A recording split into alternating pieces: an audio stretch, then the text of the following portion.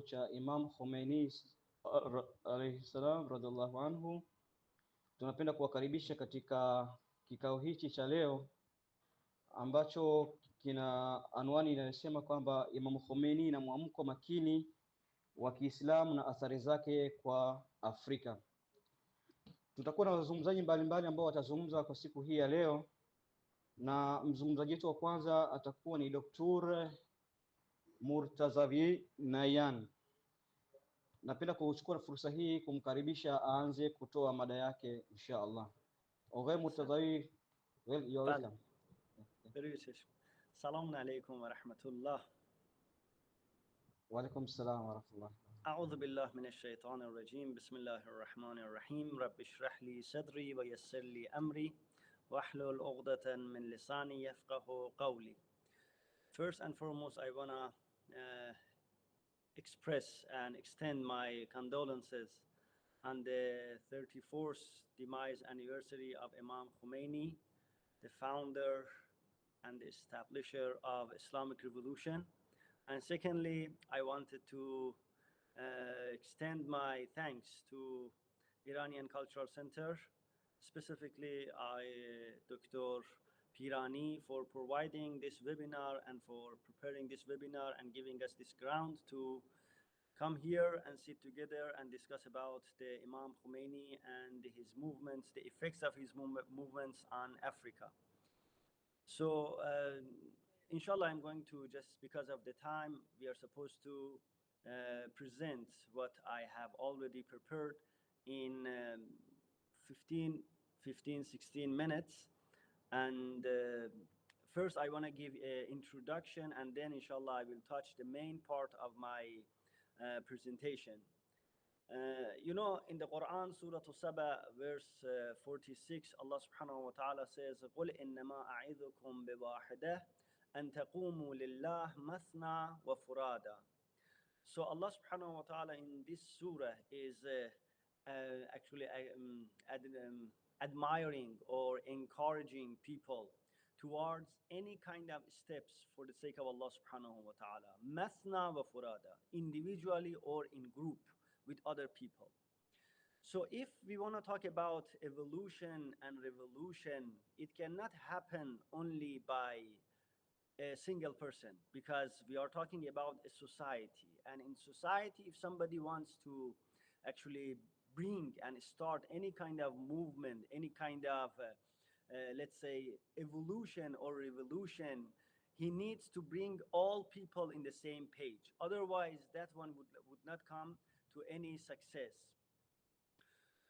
Even in Surah Al-Ra'd, verse 11, Allah subhanahu wa ta'ala says, إِنَّ اللَّهَ لَا يُغَيِّرُ مَا بِقَوْمٍ حَتَّى يُغَيِّرُ مَا بِأَنفُسِهِمْ. Means Allah subhanahu wa ta'ala would not change the future of a society unless if that change happens from within that society.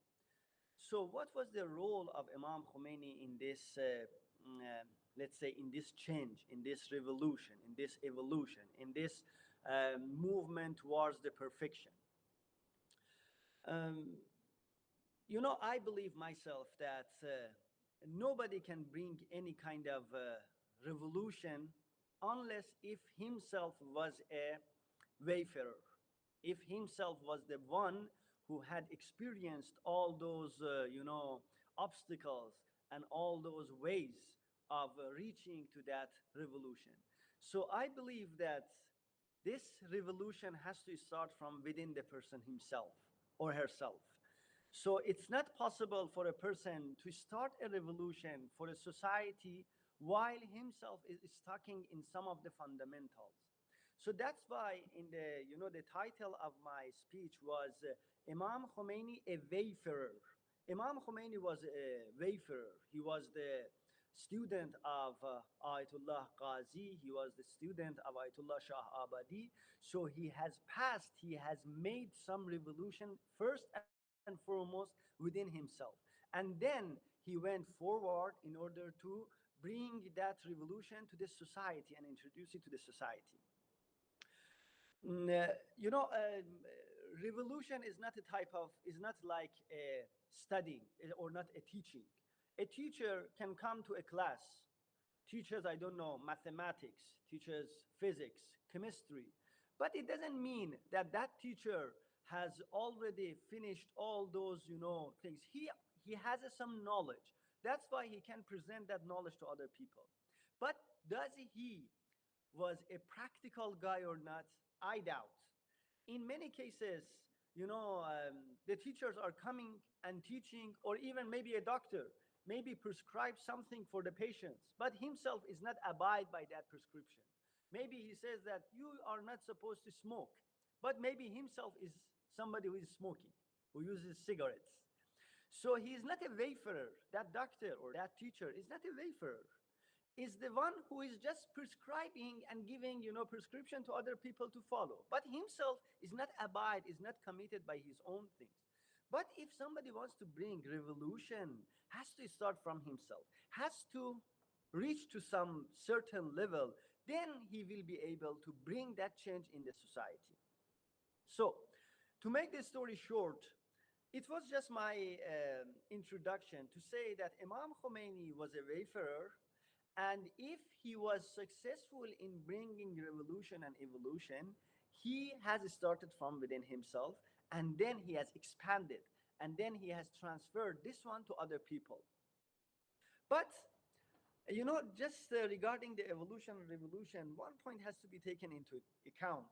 And that one is that, if somebody wants to bring any small change in a society, bringing change and revolution in the society is like waving an ocean. Waving an ocean. Why? Because in a society, there are different type of people living with different mentality and mindset. And they have different way of thinking. So it's not easy for us to bring all of them in the same page. So what has happened for Imam Khomeini, that he changed the mindset of the people in a way that after the Islamic Revolution, 98% of the people came and voted for Islamic Revolution. What has happened? There were some steps. I want to touch 6 of those steps, which Imam Khomeini first made these evolutions, small steps in the society, and then he ended up with Islamic revolution in high scope.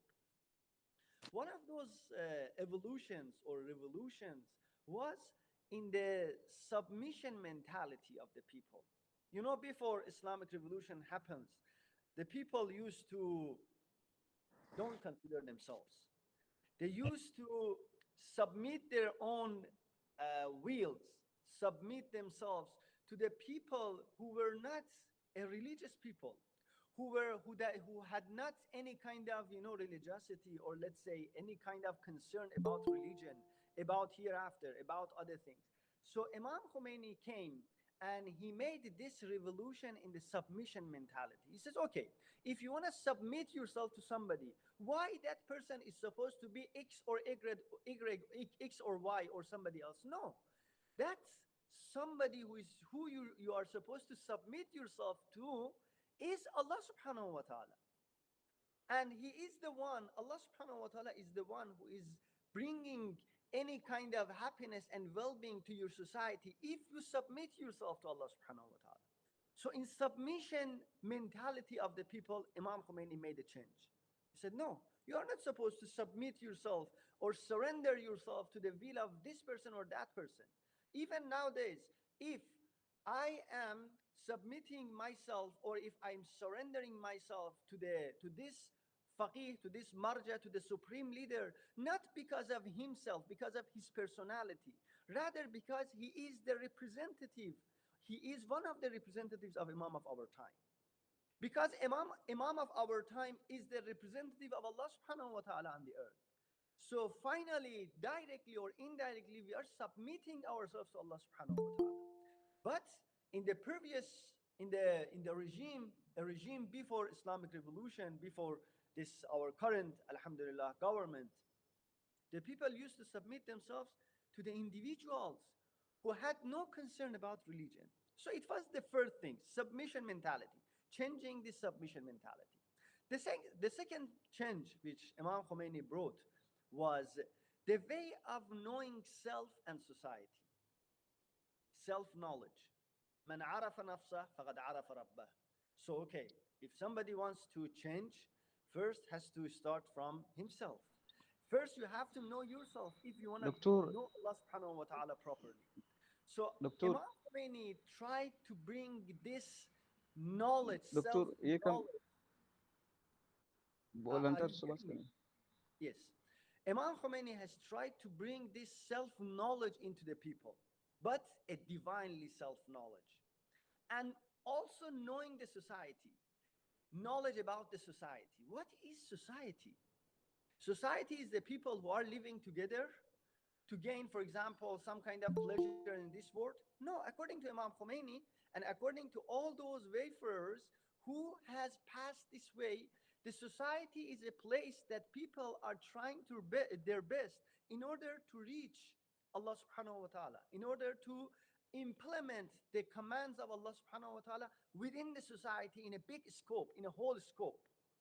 So Imam Khomeini has tried also to bring this change of self-knowledge and also knowledge of society in the people. The second step, which Imam Khomeini, the third step, which Imam Khomeini has taken in order to end up with a revolution was the fundamental demands of mass, changing and making revolution in the fundamental demands of mass. So, okay, people in the society, what they are supposed to demand? Their food, the good that they are going to buy with a cheap price, or I don't know, housing. Yeah, all of these things are the right demands of a society, of a people in a society, in a community, in a country. It's their fundamental rights. But they are not supposed to stock in this level. If if people in the society they want to bring any change, they have to look not just 1 inch in front of their eyes. They have to look deeply in the future of their own, in the future of their generations and their children. So they have to change their demands, the demands from the society, from the government. They have to change the demands from the government. The government is not supposed only to provide them with the food, with the housing, with, I don't know, maybe with the cheap, this kind of transport or things. Yes, these are the fundamental things that every society has to enjoy from. But the main things that the people in the society are supposed to look for is something beyond of this, is that unity can which make them stronger and united and make them independent from others. And that one also was another change which Imam Khomeini has tried to bring in the society. The way of looking at the religion was the fourth step. Before Islamic religion, before Islamic revolution, the Muslims, the Shia, were living, and Iran, like today, was a majority Shia inhabitant country. But what is the difference between Shia country of that time and Shia country of this time? The way of looking towards the religion. At that time, the religious people were religious people, but religious was only confined by the mosque, by the places of worship, not in the society, not in a let's say in the society. So Imam Khomeini tried to make this change that okay, religious has not to be only confined, to be restricted, to be limited within a mosque, within a place of worship. Religion, especially our religion, Islam, Al-Yawm Akmaltu Lakum Dinakum, is the most complete religion. So it has potential to be activated even in the society, in the government, to bring changes. So Imam Khomeini has changed this mentality. Okay, how you are looking at towards the religion? Religion is not supposed just to confine to the mosques. No, you have to bring the religion into the society and put religion into practice. That's why some of the scholars, they believe that before Islamic revolution, many of Sharia laws had no implementation in the society, had no implementation. Why? Because those Sharia laws requires a society, a government, let's say a whole country to be implemented, like the issue of hudud and diyat and all those qada issues and other things. So Imam Khomeini changed the way that the people are supposed to look towards the religion. And the fifth change and revolution which Imam Khomeini tried to bring into the society before getting successful in the Islamic revolution was the way of looking at future. How people are supposed to look at future. I'm supposed to care about only myself, or no, I'm responsible for my next generation as well.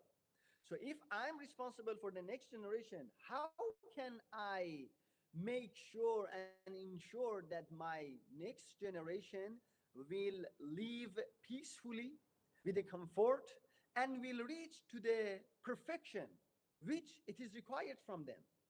So he changed also the way of looking at future.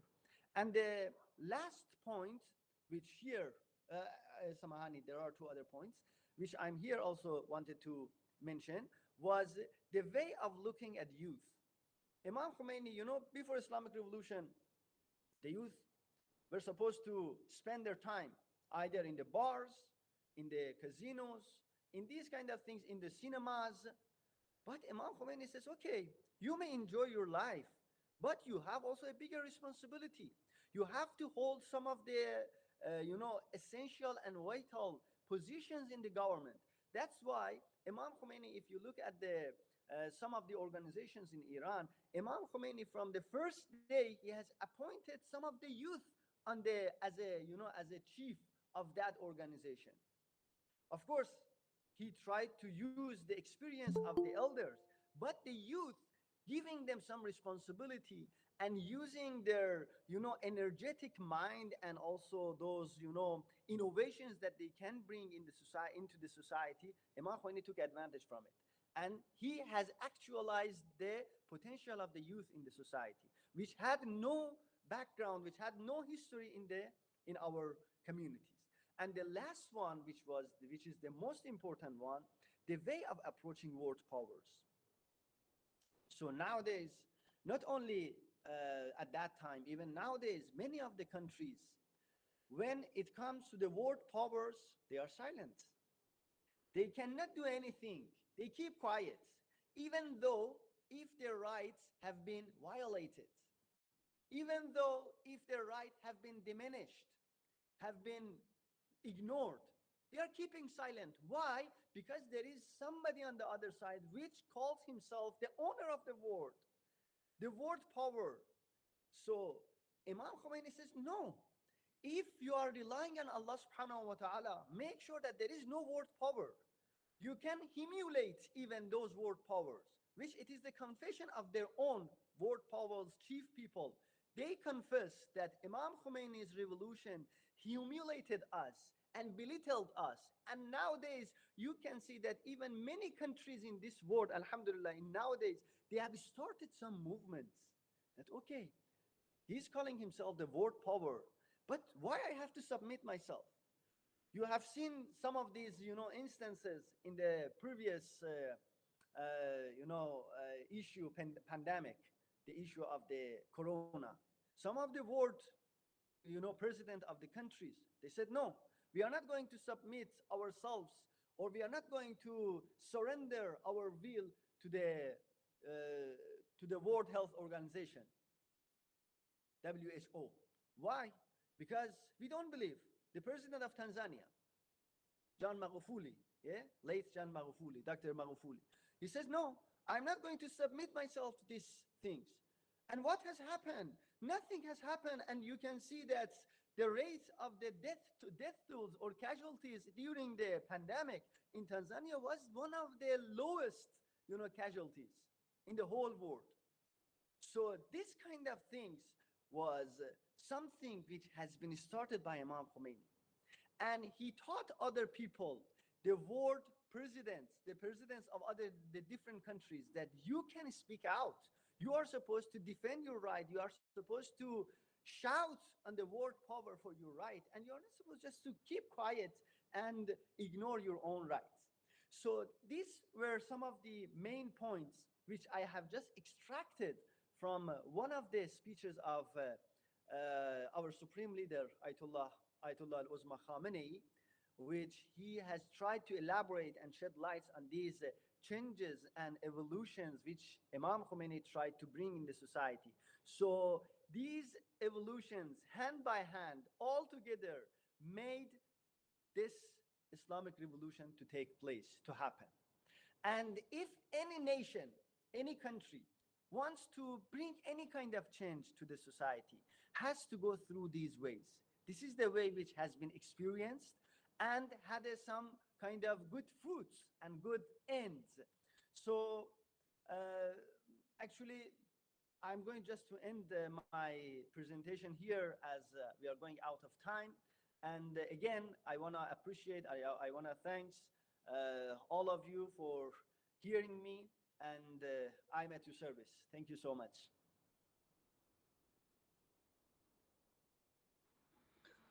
Asante sana Dr. Murtazawi, thank you very much. Sasa tunamkaribisha Dr. Bilali naye aje atoe mada yake. Karibu Dr. Bilali, karibu. Uwanja ni kwako sasa. Naam, shukran sana. I don't know which language to use. Brother Maulid suggested, should I use Swahili or I should continue with English? Endelea hiyo English.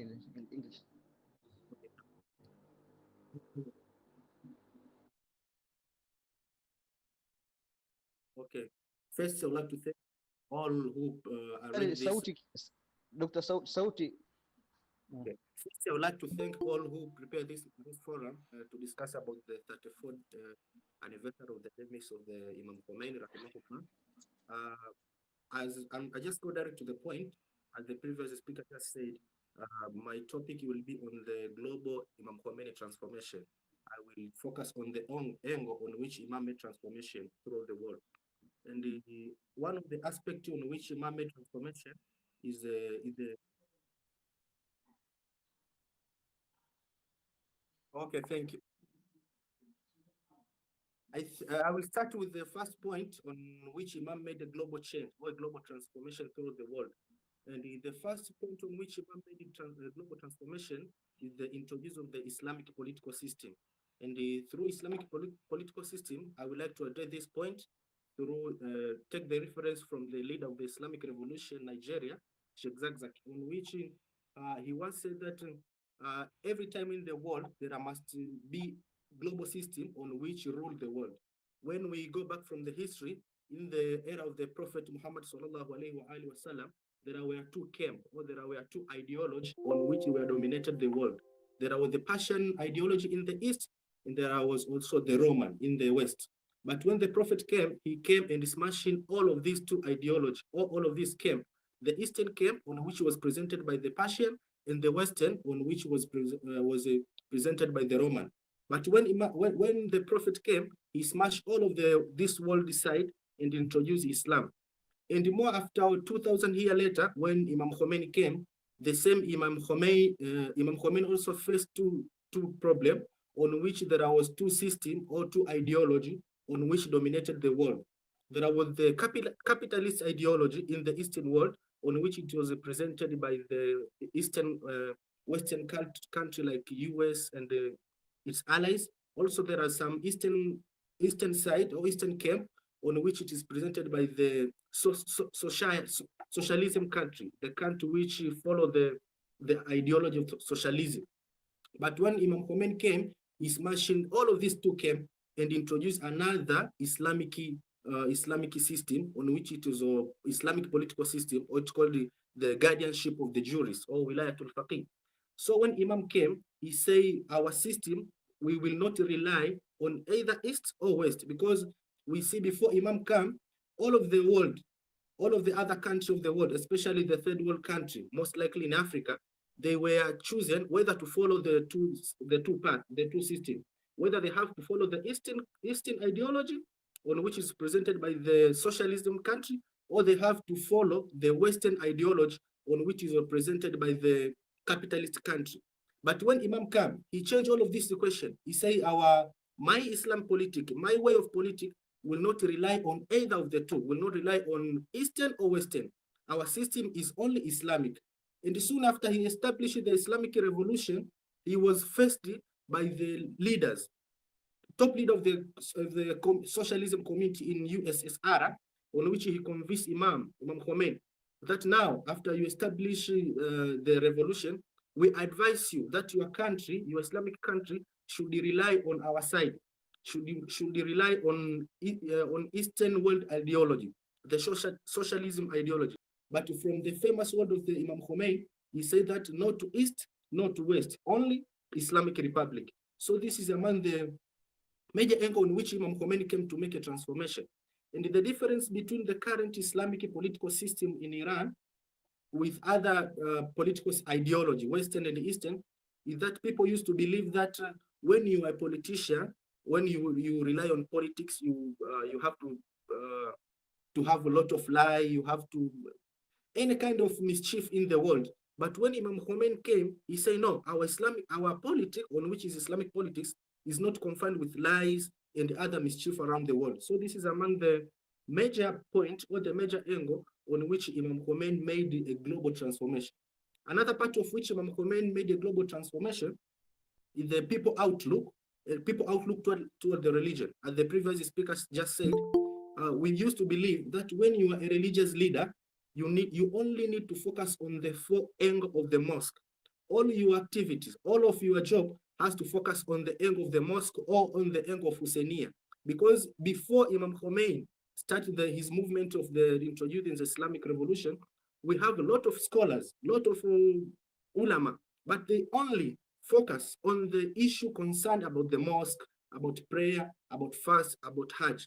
None of them was included on other political, social, cultural, economic issues. They are all confined as leaders of the prayer, leader to lead Juma prayer, leader to lead Eid prayer, only that. But when Imam Khomeini came, he changed his ideology. And from one of the interview on which Imam was asked that now he was asked by one of the Western journalists that now Imam, you left religion and joined politics. Imam replied that no, you don't know Islam. Islam is not confined in the only four angle of the mosque or the four angle of the Husseiniya. Islam has to include it in all aspects of human life. In economic, we need to have our own economic Islam. We need to have our own Islamic political Islam. We need to have our own culture, our own education system of Islam. Not that everything we need to copy from the West and its allies. Also, among the major points on which Imam Khomeini soon after he arrived, after he came back to Iran, he was not focused only on religious issue.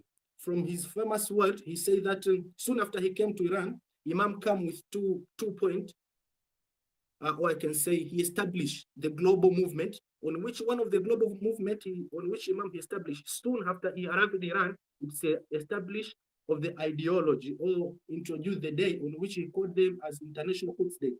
Soon after Imam came, he introduced this day only to look at the people of Palestine, because Imam believed that for the whole world to be free, for the whole world to be united, first we need to unite all of the top 3 religions in the world. And currently in the world, we have top 3 religions. We have Islam, we have Christian, and we have Jews. So Imam believed for the world to restore the peace in the world, they have to make the issue of Palestine and the issue of Al-Quds to make it free. And from another aspect on which Imam Khomeini established soon after he arrived in Iran is a Unity Week. He established something called the Unity Week, on which he called all of the Muslim sect to unite against the global arrogant. And from his famous quote, he said, "We Muslim, we always bickering whether to fold or unfold our arm when the enemy is thinking on how to cut them off." So you can see how the vision of Imam Khomeini was. He didn't think his ideology was not only confined within the boundary inside Iran, because soon after he arrived, he came up with ideology which was not confined within Iran, which are the global ideology. The Quds ideology is not the ideology is confined within Iran. It's a global ideology. But unfortunately, right now, as I speak, we have some propaganda regarding this ideology on which Imam Khomeini established about the Quds Day. People, especially the Western, they start to make some propaganda regarding the issue of the help the oppressed after revolution, they used to challenge the people that the issue of Quds on which Imam Khomeini introduced is not the issue of the Muslim. It is an issue of the Iranian. Not all other Muslims have to involve on that issue. So after this propaganda, we can see now all of the Muslim country and Arab country, they now don't speak anything about the Palestine. And currently, as I speak, the propaganda continues on and they change the issue of Qudsi or the issue of Palestine and the issue of the fall of Imam Khomeini. Before, the issue of Quds was the fall of the cause of humanity. But now they change the cause from the cause of humanity to cause of Iran and now to cause of the follower of Imam Khomeini. So those who don't follow Imam Khomeini, they don't involve in the helping the oppressed. So this is among the Imam Khomeini insisting, especially on the point of helping the oppressed and be the opposition of the oppressed. Also, among the issue on which Imam Khomeini came to change soon after he arrived in Iran, is Western culture, is through the Western culture invasion. From one of his interview, he was asked, he was said that I don't fear anything. I don't fear sanction. I don't fear military invasion. I don't fear anything. What I fear most, what Imam Khomeini used to fear most is Western culture invasion. This is the thing Imam Khomeini was repeatedly speaking, that we don't fear sanction. You just put a sanction, and as we can see right now, Iran is on sanction in the around 44 years, is still on sanction. But one Imam Khomeini didn't fear was not sanction, no military invasion, because we see soon after the revolution, there was a military invasion from the Saddam of Iraq, but Imam Khomeini, this didn't shock him. The only thing on which Imam Khomeini used to say is the culture invasion, especially the Western culture invasion. And right now we can see in our world, especially in the Tanzania, in the African world, the global challenge of the LGBTQ issue and the same relationship marriage and stuff like that. This is among the thing on which it was transported from the West and they bring back to our country, especially African country. So this is among the major things on which Imam Khomeini used to insist, and he advised all of the world leader not only to fear about sanction, even if, because right now the Western world, the only thing they can do is to put sanction to the world. We can see right now, soon after the Uganda president banned this LGBTQ issue, he was put on sanction. The speaker of the nation was banned a visa to enter in the US. But this was not, as per view of Imam Khomeini, this was not an issue. What Imam feared most was the Western culture invasion. Also, among the other things on which Imam Khomeini made a transformation is the academic independence. This is a huge point, a major thing on which Imam Khomeini believed that for us to proceed, we need to reform all of our academic and university. All of our education system, they are not rely from the West. So soon after Imam arrived in Iran, and soon after the revolution, Imam closed all of the university on which they have the curriculum and the teaching methodology from the West, and then started the new Islamic education. Because Imam used to believe that university is the source to make an independent nation. Through university, through education, through academic, is the way we can make, and it's the source to make an independent nation. So Imam Khomeini believed also, if university are the worst, if the university, Imam believed that university, if we corrupt university, its effect is more worse than the effect of the atomic bomb. And from his famous quote, he said that, and this is also a lesson from us, especially in Africa and Tanzania, that Imam said that it's a shame for a nation to have its medical school which practice in more than 50 years. Then they send their patient to the Western country to be treated. And this is the lesson from we can see from the African president and African leaders. When they get sick, they are transferred to the Western country to get treated. Why? Because of the academic, from their university and independence. Because our university system and our academic system taught us that we can do things we can't on our own. And also this is from advice of the leader of the Islamic revolution, Imam Khomeini, he also said our Islamic revolution changed the mindset from the viewpoint of we can't to the viewpoint of we can. So this is among the issues on which Imam Khomeini believed. If we want to corrupt the mind of the youth, if we want to corrupt the mind of the people, we need to make some changes on their education issue and their on university issue. After that, then all of our things will be corrupted. So when Imam came, he transformed everything on the education, and he believed that in the education system and the academic issue have to be independent. Yes, so I think those are the major points I would like to cover, and I would like to welcome other speakers to introduce their point. Thank you so much. Asante sana Dr. Bilali kwa mada nzuri uliyotoa. Mungu akulipe kheri, jazakallah khair. Mashaallah. Sasa tunamkaribisha Sheikh Mulabba Saleh naye awasilishe mada yake. Karibu Sheikh Mulabba.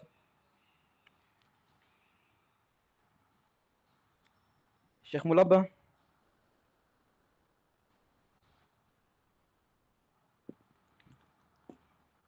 Sheikh Mulabba.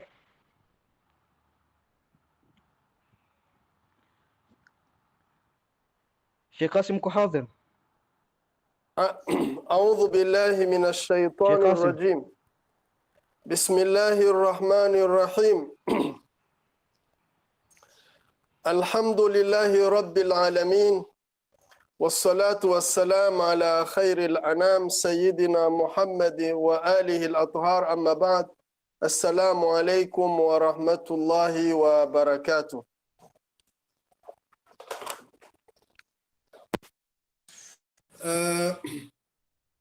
My topic is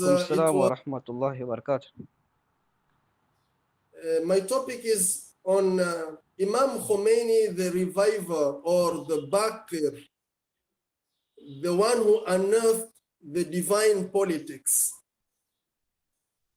In fact, it looks very strange today when we talk about divine politics, especially when it was in the 20th century.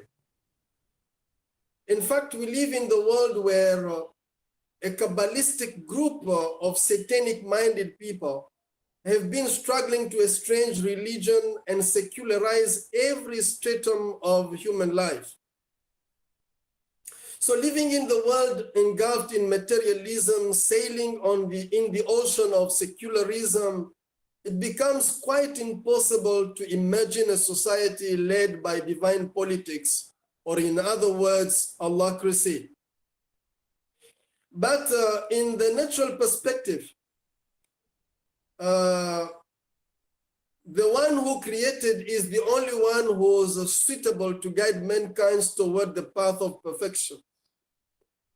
So Imam Khomeini, imbibed with divine knowledge, Irfan, a mystic, a polymath, he understood the necessity of materializing the dream of every Muslim, every reformer, the establishment of a divine system in Islam. So in this short presentation, dear brothers and sisters, we'll be looking into the following points. Point number one is the Islamic political system. The Holy Quran stipulates clearly that وَلَقَدْ بَعَثْنَا فِي كُلِّ أُمَّةٍ رَسُولًا أَنْ يَعْبُدُوا اللَّهَ وَاجْتَنِبُوا الطَّاغُوتَ. It means this is Surah An-Nahl, verse number 36. Clearly saying that in every community and nation we sent prophets, and these prophets, they have a dual mission. Number one was to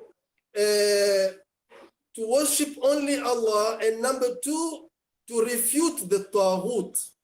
So any power which is other than Allah's power. So, and that's, if we quote Imam Khomeini, he says, whoever calls for a way other than the Siratul Mustaqim, I mean the way of Allah, the path of the prophets, he is a Taghut. So there is no in between. There are only two paths, and there is no possibility of the third one. So the prophets, they had the duty of guiding mankind in all dimensions of human life towards perfection and happiness. So the divine politics, the truthful politics, is the one which governs the society by taking into consideration all human aspects, dimensions, all interests of the society, and strive to nurture and develop them for the benefit of the society and the people, not for the benefit of the ruler. This type of politics is particular to prophets, the chosen ones, and the truthful ulama following their path. Imam Khomeini says, some people do say, don't interfere in politics and leave it to us. The politics which you are yearning for, so Imam Khomeini replies, the politics which you are yearning for is an animalistic politics, siyasa hayawaniya. No doubt that corrupt people, their politics is satanic politics, siyasa shaytaniya, which only cares about material and animalistic dimensions of man. So you can see two types of politics: siyasa rahmaniya, siyasa divine politics, and siyasa hayawaniya, animalistic politics, or siyasa shaytaniya. Now let me define something very important. When we understand this, then we understand that what Islam is for is what is the government of Allah. It means Allahcracy, the government of Allah, by Allah, and for Allah. It means it's the government which Allah himself will put all the norms and principles and rules for the guidance of mankind. No one has the right to put his finger or his hand in this system. So it's Allah who is choosing the guide, and the society will be guided by the rules of Allah for the achievement or the establishment of divine rule on the planet. So this is what Allah says in Surah As-Sad, verse number 26. Ya Dawood, inna ja'alnaka khalifatan fil ard, fahkum bayna nas bil haqq, wa la tattabi'il hawa, fayadillaka an sabilillah. It means, oh Dawood, we have chosen you as the Khalifa. It means the vicegerent, the representative of Allah on earth. So you are supposed to guide and govern people by the truth. It means the haqq, and don't follow your own desires, because the desires will take you away from the siratul mustaqim. Now, this type of government has been established on this planet. We have prophets like Nabiullah Yusuf alayhi salam. He established an Allahcracy in Egypt.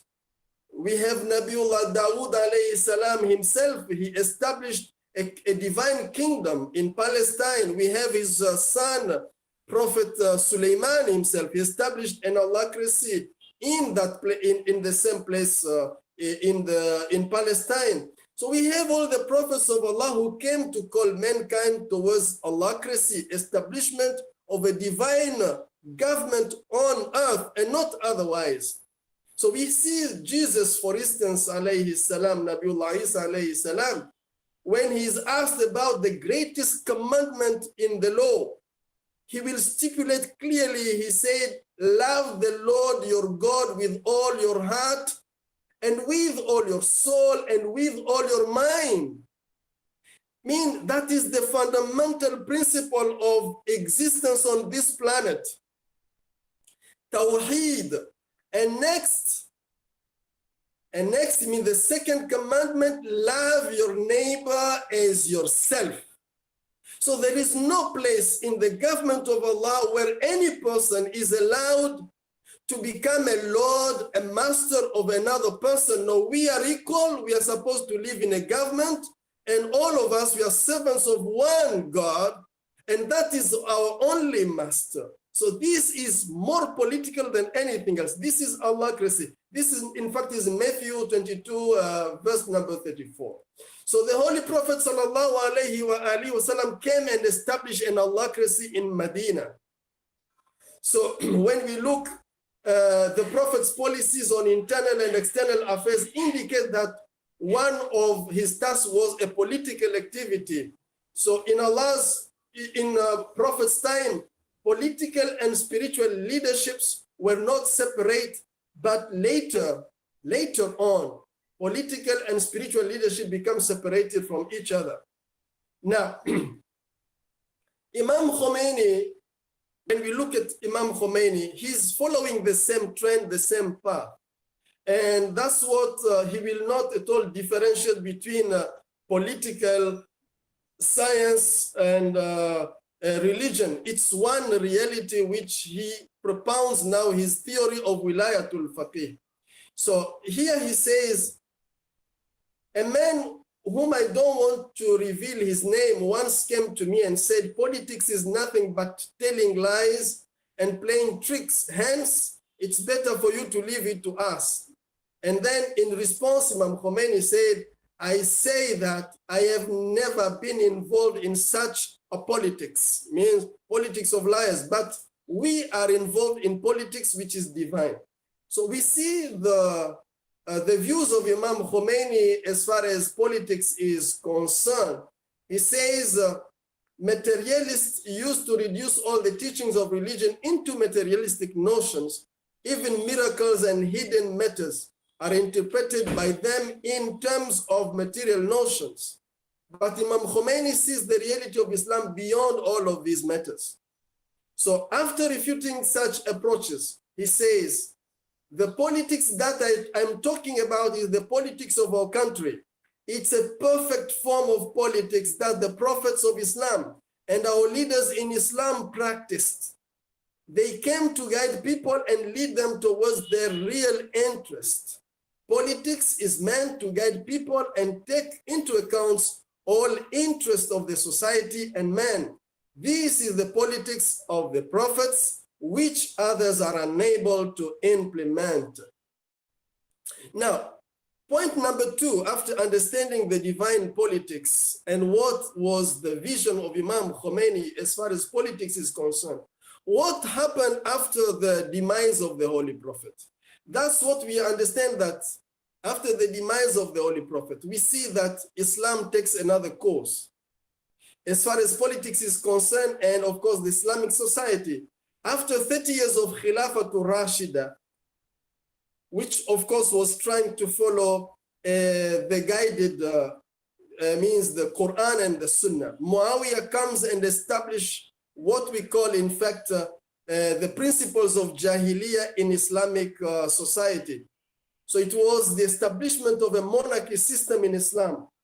Unfortunately, this Muawiyism in Islam managed to fabricate hadiths and interpret the Quran and to buy ulama to give them mashru'iyya. It means legal power to such an Islamic system. So in this system, history has recorded rulers like Muawiyah himself, Yazid, Marwan, Harun Rashid, Al-Mutawakkil al-Abbasi, and others, criminals in history, who came and called themselves that they are Khalifa of the Holy Prophet. No, they are representative of the divine system on earth.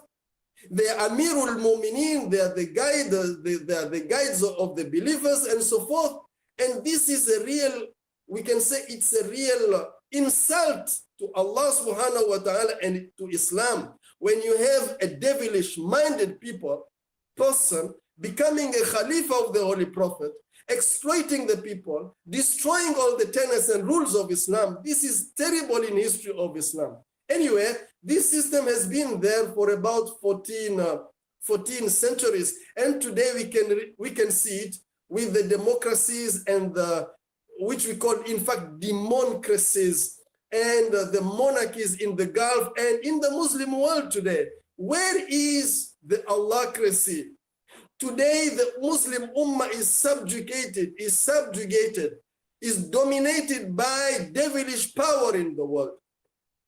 In fact, when we go to Europe, you can find that there was a kind of theocracy during the Middle Ages, and you can see the popes having the powers over the kings of the Roman Empire. It means, in fact, the king was not having powers unless the pope is giving him powers, in fact, empowering him. But what happened in Europe, once again, we talk about this power which is engineering secularism in the world. You will see 4 revolutions happening in the world, destroying religion and destroying the power of God over mankind. Okay, the first revolution engineered by this group of people is the English Revolution in 1649, all right? And this was financed by Jews from Holland, in which Cromwell committed regicide. He killed the King of England. Now, we can keep on going on. And the second revolution, this is the English Revolution. The second revolution is the French Revolution, which happened in 1789. And once again, you see there is a killing of the king, Louis XVI. There is a regicide. And once again, you'll find that the Jews are behind all of these subverting machinations and destroying the Christian order in Europe, destroying the monarchy, which was supporting, in fact, the Christian order. And the third revolution is the Bolshevik Revolution happening in Russia in 1917. And all people behind it will find the Jewish power destroying the monarchy, which was, in fact, the refuge of the Christian order in Europe. And of course, this is the third. The fourth revolution, we can talk about the civil war in Spain, so the Spanish Revolution. All right. So the fifth revolution, this is in fact, the Zionist agenda to create a new world order in the world, in fact. But this, as you can see, didn't happen. When these people were engineering and ready to celebrate the fifth revolution, in fact, there is something which happens in the world, and that is the Islamic revolution in Iran under the guidance of Ayatollah Khomeini Ridwanullahi Ta'ala alayhi. And Imam Khomeini bringing in a new system, a system which is based on Islamic values and principles, as we have already said. So Imam Khomeini brought a new system which is normally bringing back religion into power. That system which was completely trampled into history, completely buried underground, Imam Khomeini unearthed it. Baqara hadha nizam. He bring it back to light. He brought us back to the times of the Holy Prophet sallallahu alaihi wasallam, and he could bring not only theory but practically a system which we call the Wilayatul Faqih, which today has been ruling into the country which we know, Iran today, for more than 40 years now, successfully bringing this country from darkness towards light. Today, Iran has become a superpower in the world. Today, Iran, many things can be said about Iran. It's only that country which can say it's independent in the world. Why? Because following the Islamic system. Today, we are remembering the late Ayatollah Khomeini. Is that man who struggled and sacrificed his life for the sake of unearthing the divine principles of Islamic government and leadership. For centuries, in fact, the Taghut forces, under the vicious guile of Islamic caliphate, and today with these democracies, they have buried the very essential principles of divine leadership. Imam Khomeini, during the 20th century, he brought, in fact, a miracle. He changed the whole course of history by bringing a new system, which is the hope of all people now in the world, and that is a divine system. In fact, it's the time when all of us, we need to come together, remember this man, and propagate his ideas, because in Allahcracy, in a divine system, is only we can say, the future of mankind and the hope of all children, people all over the world. Wassalamu alaikum wa rahmatullahi wa barakatuh. Waalaikum salam wa rahmatullahi, Sheikh Mulabba Saleh Lulati kwa khutba nzuri, jazakallahu khaira, khutba maridhawa kabisa. Sasa anayefuata katika wazungumzaji ni Hajjati Khadija. Karibu sana Hajjati Khadija Kayanda. Asante sana. Assalamu alaikum, my brothers. I'm going to be very brief and short because when we talk about Imam Khomeini, first of all, we acknowledge as he has been an inspiration for the anti-path movement after being released from the prison with the praise of the late President Nelson Mandela, describing as being not only the leader of Islamic revolution, but also the leader of all freedom-seeking movement through the entire world. When we talk the position of women from the viewpoint of Imam Khomeini, we first of all, we would like to acknowledge the great women of the world, especially Hazrat Fatima Zahra, the status and the rights of women in Islam, as well as the role of women in their families, and the jihad of women, giving specific example from women during the time and the Islamic revolution. We all agree when we look back between 1979 to 1989, it was a prolific on a subject of women rights and obligation in the Islamic State. He gave more statements and fatwa on Islamic State empowered women, safeguard women's mobility. We have also seen how women in Iran since 1979 on various roles of women in the Islamic government, the revolutionary leaders, and he stated that women should still be able to vote and run in the office. But again, we could also see before his return in Paris in 1979 in January 23rd, he stated that every woman kind of freedom as long as prevent moral corruption and were in the concern, and there was no difference between men and women. Alhamdulillah, as we go through his teaching what the position of women from the viewpoint of Imam Khomeini, we could see how women were free in the Islamic society and will under no condition be buried from university, also from office or parliament. Today we see how he has empowered women in Iran, women winning the UN award from the gap between education and more. In 2023, we could also see the Nobel Peace Prize that was won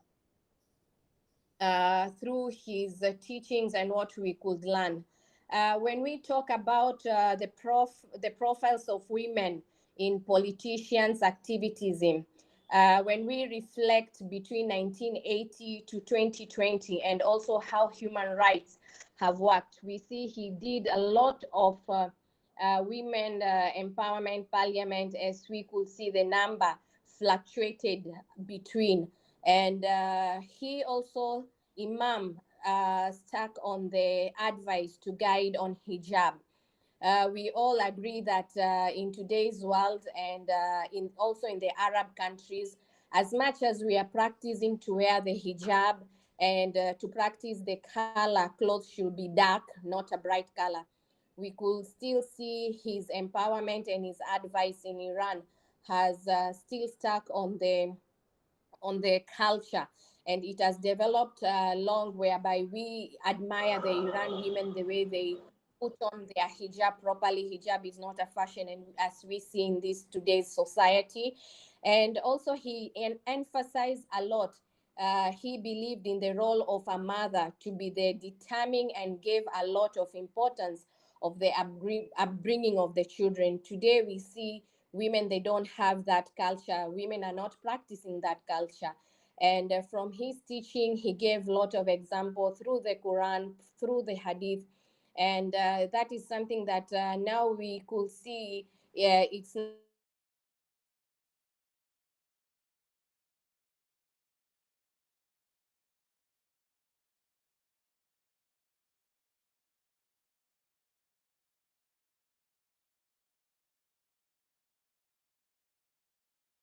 is the impact of the Africa. When we go back to the case of South Africa and Iran, it was facilitated the rise of political empires, encouraged trade and wealth, and increased the traffic in slavery. South Africa, as the end of racialism classification, today we see there is a lot of increase of trade and wealth, whereby we see today Iran is doing very well in business, and this is something that he emphasized. I also remember one of my brother, he mentioned about another condition for him was for youth to study and work well. He also said knowledge and acquiring knowledge is one of the most basic tools and instrument gaining the power to comfort the waves. Coming back to other things that Imam Khomeini message, it's during the Women's Day. During the Women's Day, we only see that only the Iran embassy or here at Iran Culture, they are the only one who follow the great women of the world. When we talk about Hazira Fatma Zahra, when we talk about other women in Iran who were humbled and who did various representing the women in the world. And if we could we could have a maybe a small maybe women clubs, or maybe we could have women participation in various events whereby we could learn how Imam Khomeini gave the message during the Women's Day. Maybe this also could add a human value that today we don't see women in Islam, whereby they're saying that we are going out of the values and culture. Apart from that, we could also see how he brought the British government to the powerful Qajar court to their knees, whereby nowadays we see in US, in other countries, Iran women, they are running very high world super position, whereby they still have their values in hijab. We see they also wearing they call it kotum, as we call it hijab, but for them they wear it in a status that we from our end we truly admire how they put this thing. When we also see from the teaching of Imam, we could see how he adore the message that he gave. Hajj is where Islam proves in practice its position to any form of, and there is no discrimination. For those who have gone to Hajj, we can see how also the Iran, they practice this thing, how they do it. This is a place whereby there is no opposition or there is no any form of discrimination. And this is one thing he kept emphasizing during his days. From my end, we would like to touch so many things, the position of a woman from the point of view where he published so many things, but again, it's something that we really need to practice, we really need to bring up, especially to our youth, because we have to agree on one end. When today the world is changing, we always say that the woman is the one who can bring the society and family in one place. But if we are going beyond the teachings of what the Quran says, then we will stick whereby women have the right to vote, women have to have the right same equal with men, which when it comes to him, he always said the right of a man are protected in Islam. And also when it comes to those two women, we follow the rules and the norms that were presented as we see from our late prophets, and also what is stated in the Quran. I don't have much to say. There is a lot of things that we need to practice from his hand. Maybe too, I could advise this thing is very nice, and I'd like it to be given more education to the women. Maybe we could have more briefs of what he has been giving out, the position of women, and maybe we can have more youth coming up with more examples and self-interested and value of a woman. Thank you so much. Asante sana Hajjati Khadija Kayanda kwa speech yako nzuri. Sasa anafuata brother Kasimu Suleiman. Karibu sana brother Kasim.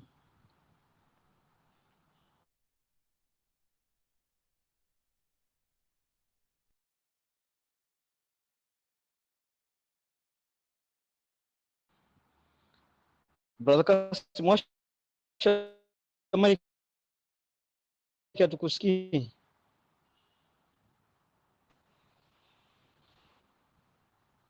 Kasim, mic yako umezima.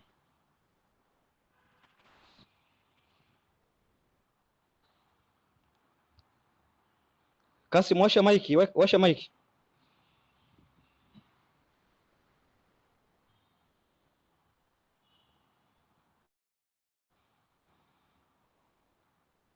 Hello. Okay. Yeah, assalamu Endelea. alaikum wa rahmatullahi wa barakatuh. Yeah, thank you much. Waalaikum salam. Yeah, thank you much for the organizers, for the 34th anniversary of the demise of Imam Khomeini. Actually, the topic of our discussion is Imam Khomeini and the revival of Islamic values, the impact on Africa, or the case study of Africa. And to bring this discussion ahead, on my side, I'm going to talk about the religious diplomacy, Imam Khomeini and the religious diplomacy. To start with, I'm going to have now to thank Allah subhanahu wa ta'ala for having this discussion today. And actually, I would also extend my sincere thanks to you all. And we'll have now try to organize my topic, though it's not much organized, but we'll have now try to make it consistent so that we can all understand. To start with, I may try to define the key terms that will guide me in my discussion. The first one is what do we mean by diplomacy? To conceptualize the word diplomacy, it might mean the social, cultural, and economic, as well as political integration of one country with another.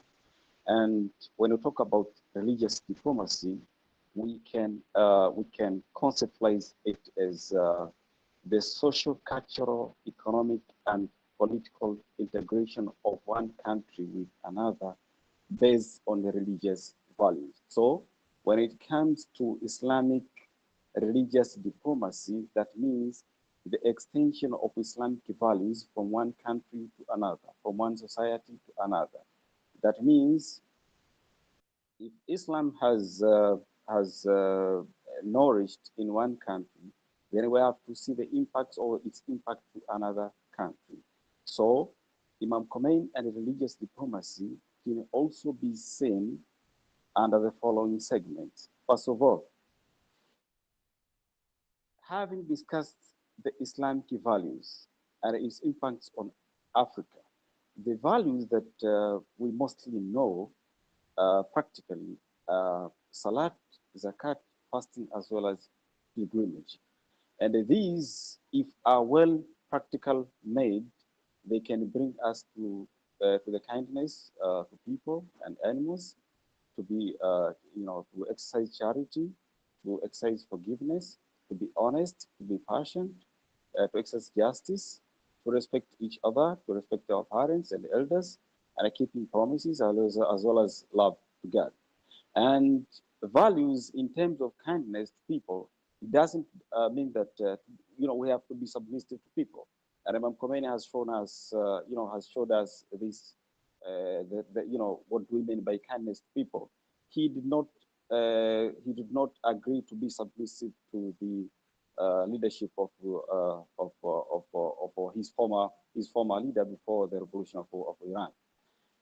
Actually, when I come to the second point, and that is diplomatic relation, and practically, I can try to cite some examples of the fundamental changes that Iran came up after the revolution of 1979, led by Imam Khomeini. First of all, after the Islamic revolution, Imam Khomeini tried to establish diplomatic ties with African nations. Specifically, we have some examples. Actually, we have almost 22 diplomatic representatives in Africa. Iran has 22 diplomatic representatives in Africa. Second, Iran has 38 diplomatic missions and relations with Asia. Also, Iran has diplomatic relation and integration with Central America as well as Caribbean, almost two, and 42 diplomatic missions in Europe as well. So if you sum up these diplomatic relations of Iran with the other countries in the world, you can come and count them. They are almost 102, 102 diplomatic relations, of Iran with other countries. And this success did not come as an overnight process. It was actually, how people accepted his teachings, how they accepted his kindness. He actually assisted and helped a number of countries to achieve their victories. And when I come to the third part of my discussion, should I talk about how Imam Khomeini tried to establish diplomatic ties with the oppressed nations? As my former speaker, Brother Bilal Matola, Dr. Bilal, tried to speak about, the case of Palestine, how he actually emphasized during the fourth week, week of the whole month of Ramadan, all the world, regardless of their religious belief, regardless of their nations, regardless of their color, they have to stand with the oppressed people in the world, and the case study has been Palestine. But we have seen the violations and the atrocities which have been happening in the world. It's not only in Palestine only. We have seen Bahrain, we have seen in Iraq, we have seen in Syria, we have seen in Latin America. So Imam Khomeini came up and told us, regardless of our continent, regardless of our races, regardless of our gender, we have to stand with the oppressed people, and this case study has been Palestine. Now, having taught us on how to stand with the oppressed people in the world, we have now come to know some very technical words which have come to raise up after the revolution of Iran, and that is the term Zionism, and how the Zionist regime, led by the Western countries as well as Israel, has been propagating, a number of false information about Iran, and actually to fall the actual Islamic practice which has been actually laid by the Islamic, revolution of Iran. In Tanzania specifically, we have benefited a lot, in diplomatic relation. For example, we have, idhaa ya Kiswahili ya Radio Tehran, and that is Radio Tehran. We have been getting some broadcasting information from the idhaa ya Kiswahili ya Tehran, the Iran, Radio Tehran broadcasting company. Actually, we also have benefited a lot through the magazines and the journals like Sauti ya Umma. A number of people got information about Iran and how to understand how the revolution was. So Sauti ya Umma, came with the information about how to understand how powerful Iran was and why they made such a kind of revolution. We can also come to understand how powerful Imam Khomeini was in religious diplomacy when he stood and told the world to stand against Suleiman Rushdie when he wrote about satanic verses. Actually, his order was accepted by all the people in the world, regardless of their faith, regardless of their sect. Neither neither Sunni Muslims, neither Shia Muslims, they all came up and say, we have now to join hand with Imam Khomeini, with Imam Khomeini call towards, going against Suleiman Rushdie satanic verses. So when we talk about Imam Khomeini, we can have a number of chapters, we can have a number of days to speak about him. He has been our inspiration, where he has been our vision, our visionary leader. He has been, our great leader.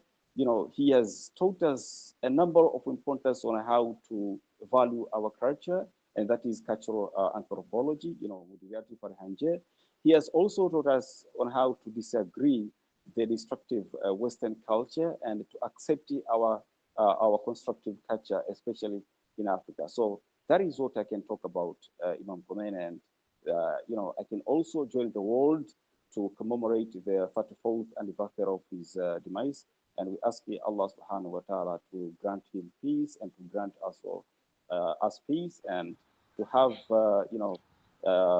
a practical implementation of what he left to the Islamic Republic of Iran, and the great leader of our time, that Imam Khomeini, rahmahullah ta'ala alayhi. Thank you very much.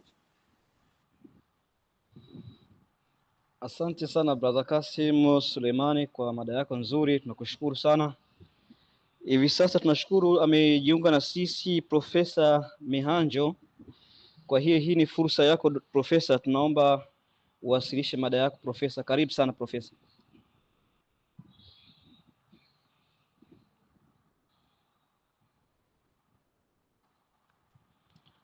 Profesa Mihanjo.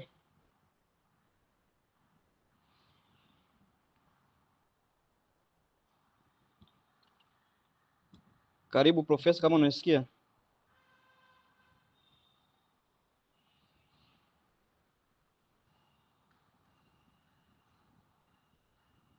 Profesa Mihanjo, nafasi ni ya kwako sasa.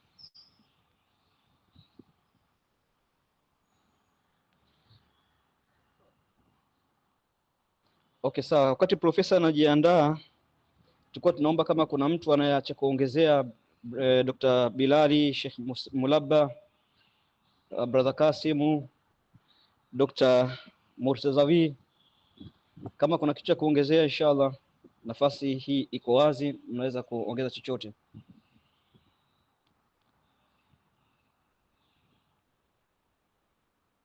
Hajjat Khadija, pia kama kuna kitu cha kuongezea, nafasi pia unayo.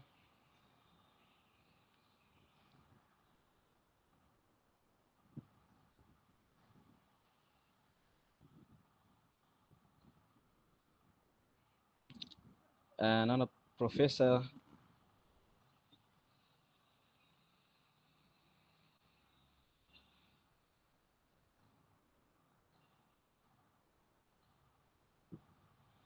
tusikie sauti.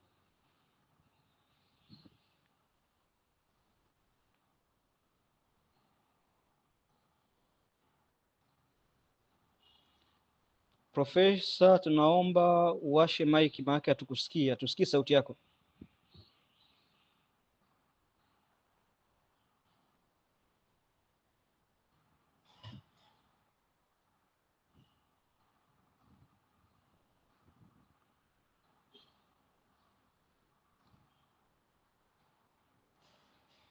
Profesa, tunaomba sauti, washa mic.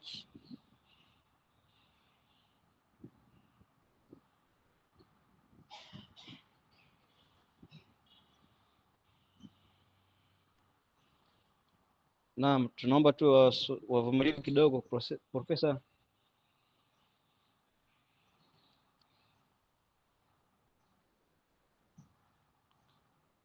Profesa, tunaomba sauti, washa mic tafadhali.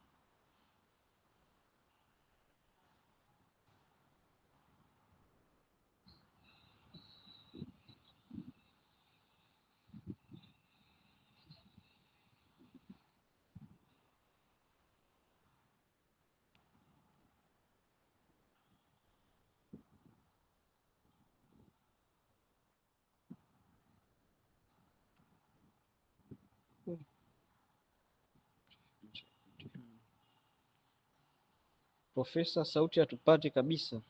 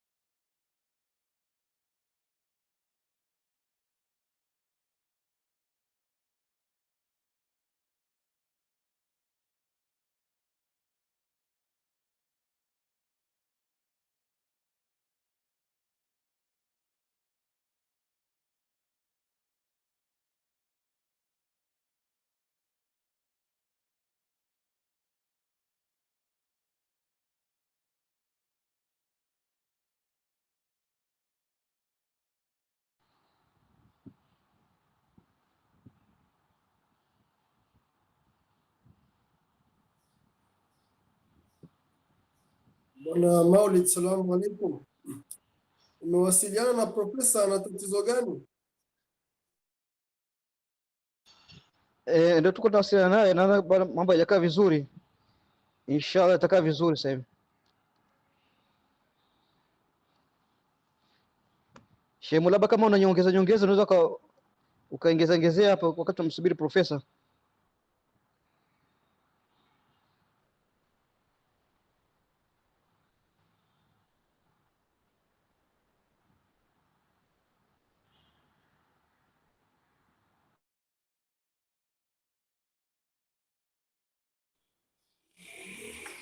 Assalamu alaikum wa rahmatullahi wa barakatuh. Let me share with you my own experience as far as the achievements done by the late Imam Khomeini, salamullahi alayhi, and what kind of changes and dynamism he brought as far as politics is concerned in the world today. I remember of course, in early 80s when we were at the university, can you imagine, we are students of university. And we are told that Imam Khomeini, a religious person, a religious cleric, and now he becomes the leader of a nation. All of us, we used to laugh, you know, how brainwashed we were. We are university students. And we couldn't imagine that a religious person could lead a nation and bring developments and changes, bring, success for that nation. We were thinking it's just a kind of, impossibility, Why? Because we were already brainwashed with democracies and all of this politics. We have been secularized in our minds that a man of, a religious person, a cleric, he doesn't know anything about politics. So believe me, what Imam Khomeini brought in the world in the 20th century was a real miracle. It was something which people couldn't expect. And it was a very big change, a revolution in the history of mankind during the 20th century. He brought back that reality of Islam, that Islam is a full package. Islam is a way of life which encompasses all spheres, all dimensions of human life. It can't leave one part of it. So everything must be moved by guidance of Allah subhanahu wa ta'ala. So that is an achievement, in fact, which we need to be proud of it. And today when we look into the world, really we find our presence as Muslims dominating. It means having a system, which is an economic system, a political system, a social system, which other people can emulate and follow. So this is a reality now which we need to propound, we need to follow, to make sure that also we are proud of it and also we export that ideology. Santo.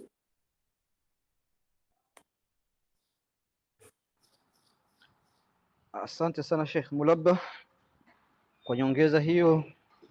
Huko tunamsubiri profesa na yake mambo sawa, inshallah tutakuwa naye hivi karibuni.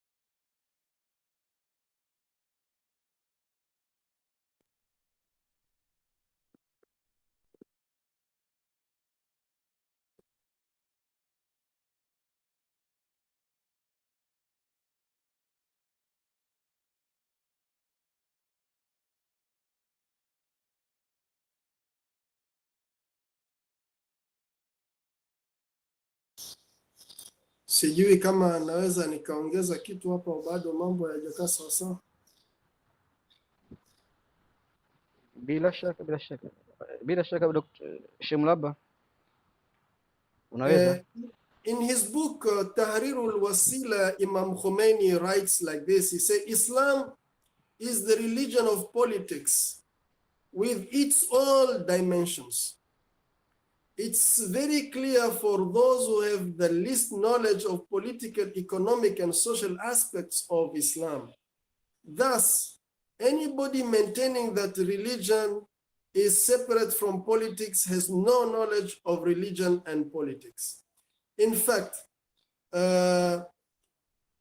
according to Imam Khomeini, the Quran contains political and social issues more than ethical and ritual matters. So, even the ritual mentioned in the Holy Quran are politically oriented, subhanAllah. Thus, it can be stated that politics intermingled with rituals and vice versa. Take, for instance, the following ethical maxim of Islam. All faithful are brothers. إنما المؤمنون إخوة.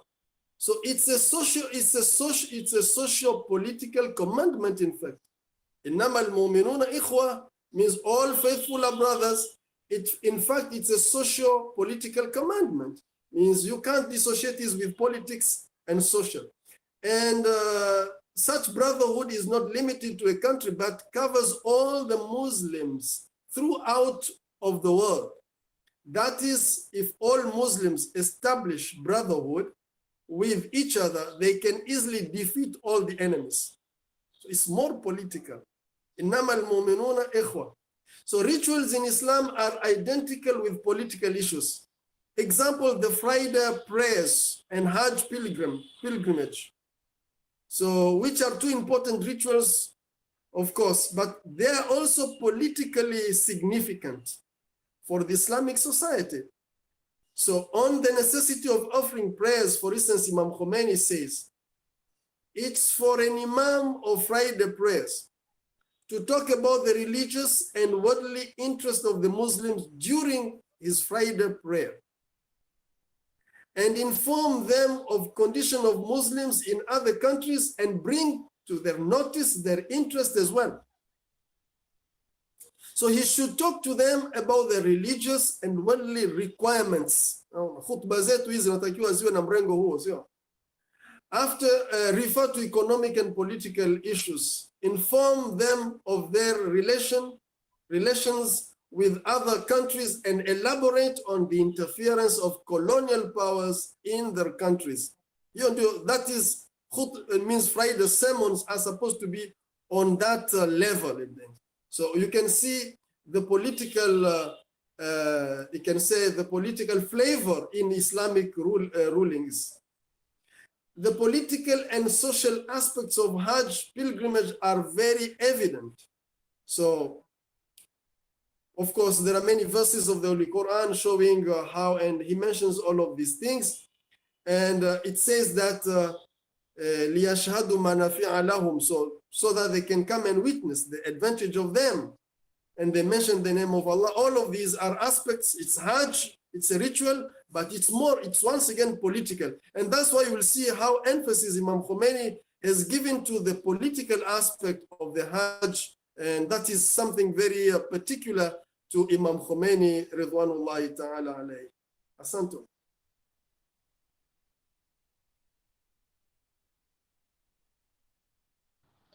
Asante Mulaba.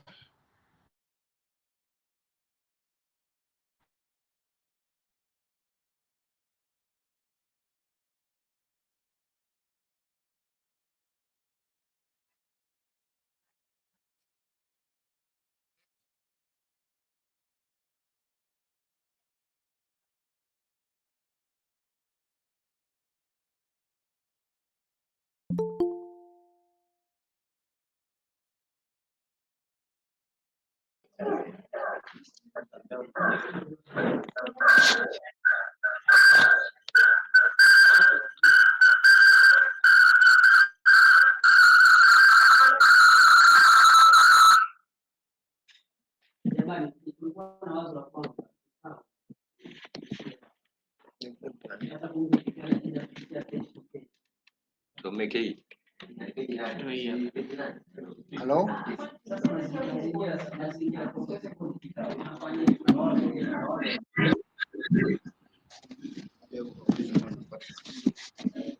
Hello, unanipata?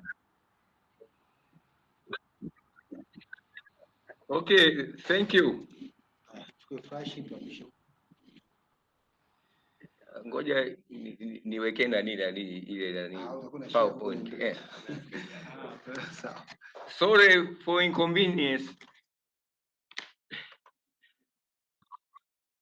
Okay, let me spend some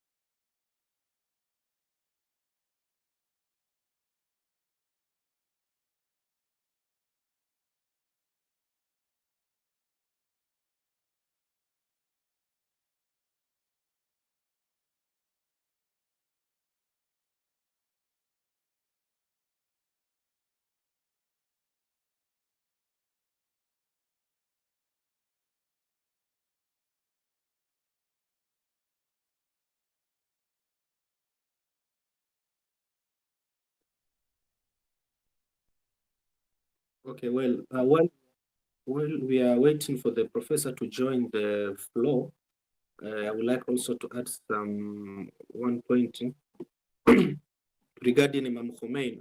We can see from the history of Islamic revolution, what was the difference between, someone asked that why other revolution only survive maybe after 5-10 years, then it collapsed. And we can see from the history, we have, from the previous, we have a lot of revolution from the Ottoman, from the Abbasid, from Umayyad. All of this, they stay in power for just a short time, for a short period of time, then they all collapse. But the miracle of the Islamic revolution since 1979, it is still there. And now, and the main reason for why the Islamic revolution is still surviving, is that other revolution, the leaders, they only force their people to accept the revolution. But in Islamic revolution, people choose who want for them to lead them. Mean that in Iran, the Iranian people are the one who choose Imam Khomeini to lead the Iran. Not that Imam Khomeini forced the people to accept his leadership. Because when Imam Khomeini was expelled and was in France, lots of letters were written from Iran to France. They call that Imam, you should return back. We need your leadership. So it is not that Imam forced the people that I want to be the leader. The people who force Imam Khomeini and want Imam to be their leader. And the proof of this, we can see short after Imam arrived in Iran, he held something like election. And those who are in favor of the Islamic revolution have to vote. And we can see that more than 99% of the people give a yes vote for an Islamic revolution. So this is also among the, it is not that Imam Khomeini forced people, it's the people who force Imam Khomeini to be the leader. Also, we can see other leaders in the world when they are done with revolution. For example, if you conduct a revolution in a country, those leaders, okay, I see Professor is back, let him continue.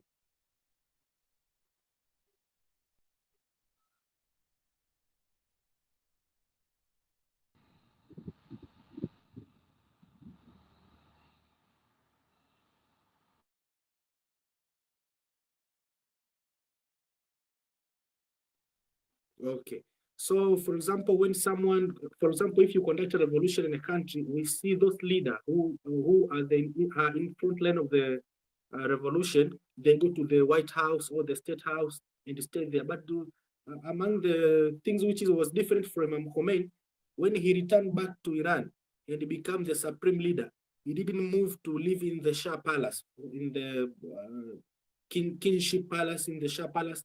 Imam didn't go to live there. What Imam did, he continued to live in his local house. He started to live in Qum and he moved to Tehran. It's just local house. He didn't move to the king palace, the royal family there. No, he just lived to his own local life and continued. It's like nothing happened in Iran. So while other leaders, they are searching for power, but Imam Khomeini was different on this. Also, I can see from the Islamic revolution through Imam Khomeini is the issue of sanction. Through sanction, all of the progress we see right now are the product of sanction. And I usually pray that the Western country should not remove the sanction in Iran. They have to increase, because through sanction, Iran have to think for themselves and create for themselves without depend from the West. Meanwhile, in Africa and the other country, we fear too much of the sanction because we depend on other countries. But through sanction in Iran, we can see all of the progress right now they have are the result of the sanction. That through sanction, they start to create from their own. Recently, about 2 days ago, I saw that they proceed in production, in medicine, in production of ballistic missile. And as I speak, I read one of the article from the commander of the Air Force in Iran. They created a hypersonic ballistic missile. Okay. Hiyo nani yangu mbona PowerPoint yangu mbona ipo?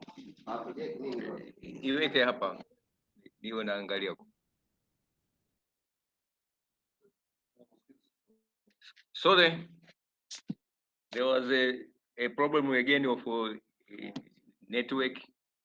So I'm ready now.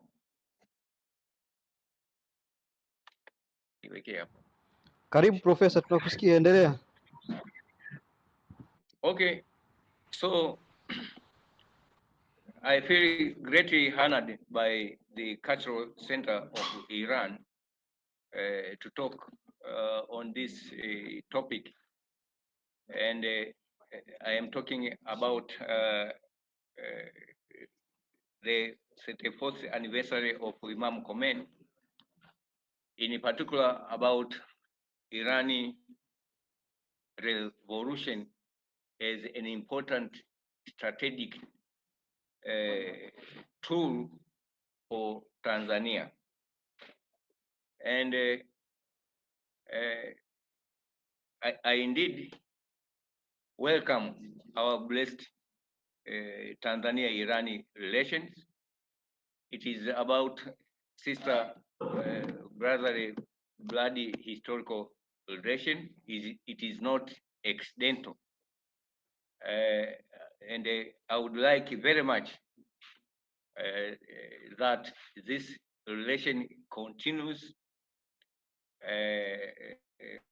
and my visit to the province where Shirazi community in 2007 is still reminding me of that important relationship. And right now, because I am in Saudi, St. Augustine University, I want strong connection with Iran as a country. And here I have all members of the department attending from when you started up to now. They have listened all this point. But I take it very special, the Imam memory, and I see it as important for revolutionary, I call re-engineering of Tanzania. And that ties me very much with the memories in 2007, particularly questions which I was asked by Iranian officials, and particularly you asked me why is Tanzania as a country very much close to China and to United States. And I answered that you and us, Iran and Tanzania, are brothers. So we have bloody ties. But these big powers, you cannot afford to be away, to stay away with the big powers, or to be very close with the big powers. So I took time to learn about Imam Khomeini and the revolutionary. And throughout the time, I have been observing the world order and how Iran took off the revolution. And I must admit that Irani model of success and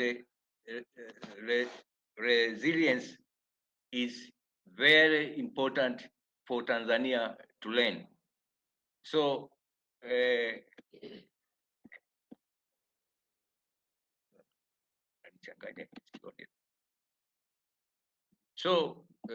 because of that, I thought Tanzania can learn from the Irani and it can take the Iranian revolution as very important strategic opportunity to learn from Iran. In fact, our relations are very much known. They are more historical.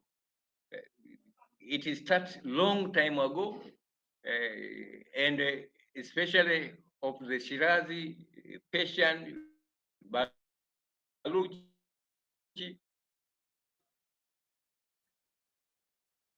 more important 2 years, 1821, 1873, 1821, when Baluchi soldiers assisted Said Said, and 1873, Baluchi soldiers assisted along the central route in Unyamwezi. So there are close ties, both religious, linguistic, culture, and throughout the Swahili civilization. And so I don't think it is easy to break Irani-Tanzania relation. But those relations are better translated for people and for the national interest of the two nations.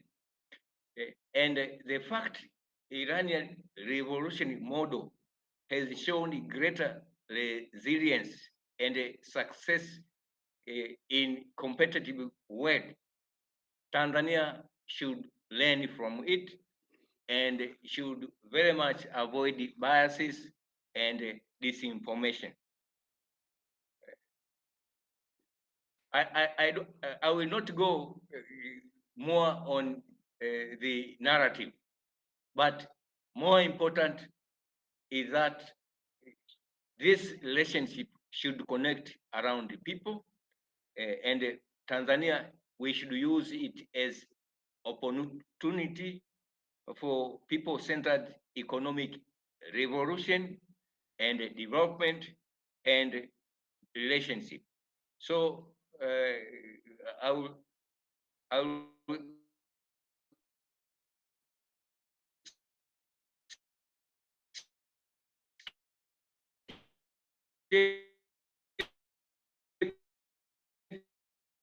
most of which one on the Iran-Tanzania connection.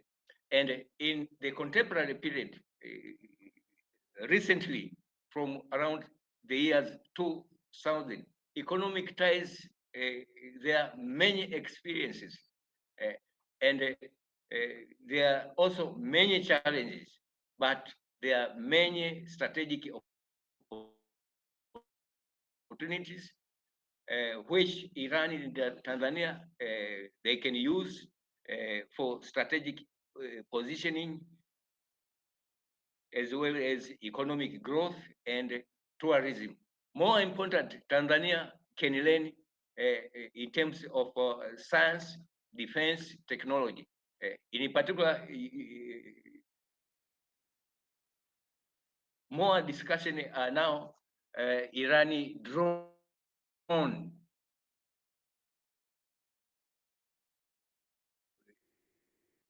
assisting Russia in defeat of NATO and the Western powers. And Tanzania has signed a lot of agreements looking at these strategic issues that we can develop for future. And we can do that in the era where imperialist non-polar world system is collapsing. And the opportunity for African people to unite and work with other weak South like Iran to develop as economically superpower continent is there. So we need some mobilization of tools to mobilize people for revolutionary ties. This requires unifying ideology. And I see Irani Islam as well as Ujamaa, just like Western democracy, are important tools now for Africa. And I see Ayatollah Khomeini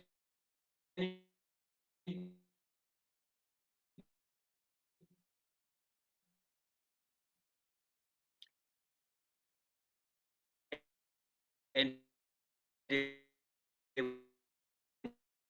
Mwalimu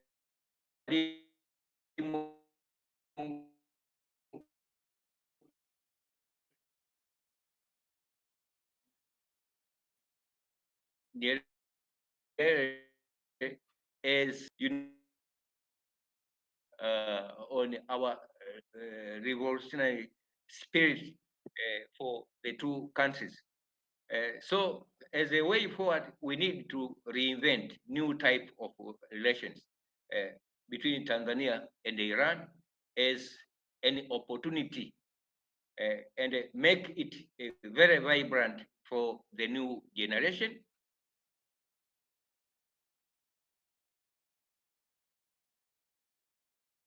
Especially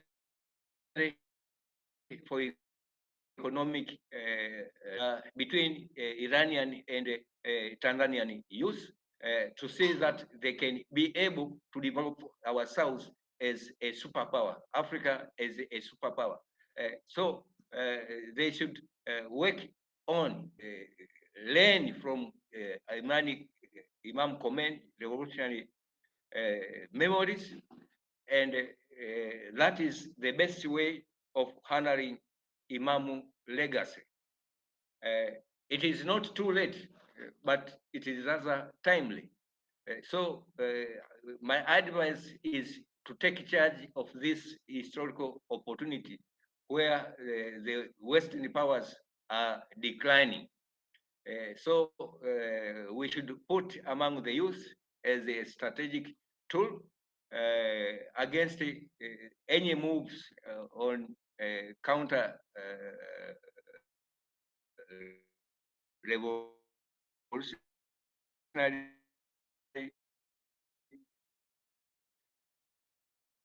to maintain this bloody rematch. So thank you.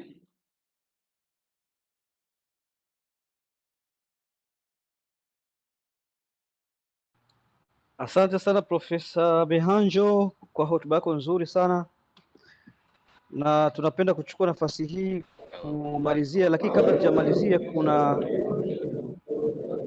Hajati Khadija na neno nataka kuzungumza. Karibu Hajati Khadija.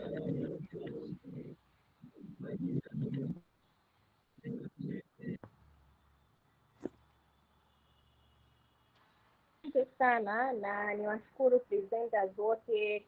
It was an insight, something that we have learned, and also the way we were thinking. My request goes to the Embassy of Iran. How are you going to support in Tanzania in either various organizations from Iran?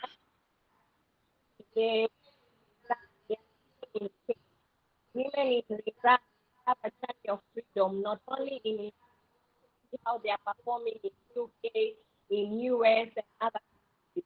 We would like to have the Minister of Women in Iran, maybe the women in Iran. How are we going to exchange programs so that we can promote the women's leadership and human rights back in Tanzania? As also we can see in this platform, we can see the majority of men, and when it comes to gender balance, it was only one woman. So even when we see here in Tanzania, the Iran women, yani wamejitenga wako peke yao, and it feels like hawa ni washia peke yake. But if we want to open up the minds and think outside the box, this society of women of Iran who are here based in Tanzania, they can be organizing small seminars, small conference, because we have a lot of Muslim youth in university where they need to have these bigger minds of how to see. We have so many people that we admire in Iran. For example, Benazir Ali-Bhutto. She was a very good political leadership. We see many others who are upcoming. Whenever there is Mother's Day, I would like to see the voices of Iranian women bringing up Tanzanian women and also opening the minds. So my request is to see how the Iran embassy can support back the women in Tanzania, not only in education, not only in empowerment, but also in business-wise. We see there is a lot of handcraft that Tanzanian women, they can learn from Iran.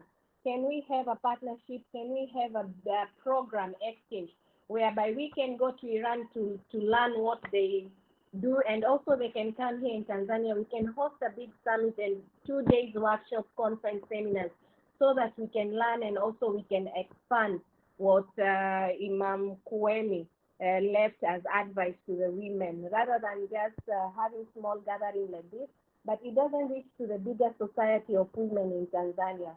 That is my biggest request, that I like to be humble considered by the Iran embassy. Thank you. Asante sana dada Khadija, Hajati Khadija Kayanda kwa maoni. Nadhani bosi amesikia moja kwa moja, inshallah atafanyia kazi bila wasiwasi. Na kufikia hapa tumefikia mwisho. Napenda kutoa shukrani zangu za dhati kwa wote walioshiriki, tukianza na Profesa Mehanjo, Dr. Bilali, Brother Kasimu, Sheikh Mulabba Saleh na Hajati Khadija. Tunawashukuru sana, na pia tunapenda kutoa shukrani za dhati kwa aliandaa programu hii Mr. Murtaza Pirani, mkurugenzi wa kituo cha utamaduni cha Irani hapa Tanzania.